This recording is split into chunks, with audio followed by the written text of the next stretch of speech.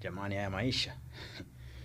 Najua leo nilikuwa sehemu moja ambapo kuna chuo fulani hivi cha elimu ya juu, na pembeni yake pia kuna vyuo vingine hivi vya kawaida. Sasa nikawa naona jinsi ambavyo wanachuo wanavyokimbizana, nawahi chuo, nawahi muda, unajua muda unakimbia huo nini na nini.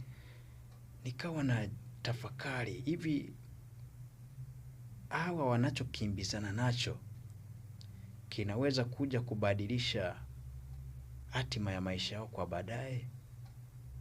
Nikawa na tafakari sana, lakini nikajiuliza kwamba kuwa uyaone. Nikaangazia baadhi ya watu fulani, nikapiga picha, nikajimulika pia na mimi mwenyewe. Nikaona kwamba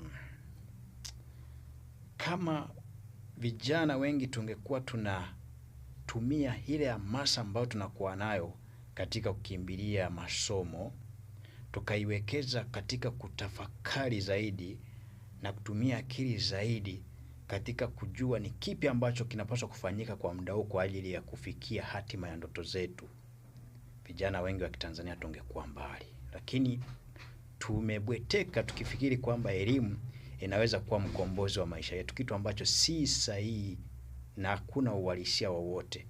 Sana sana ili elimu ikupe matokeo, utajiingiza kwenye dhambi tu ambayo pengine sitamani kuitaja, lakini ili uwe na matokeo katika mlengo sahihi wa kile ulichokisomea, ufisadi unakuhusu.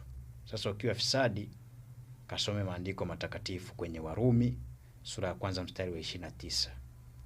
Mbinguni utapasikia kama ambavyo wengine wanapasikia. Mungu awabariki. Tafakari zaidi, chukua hatua.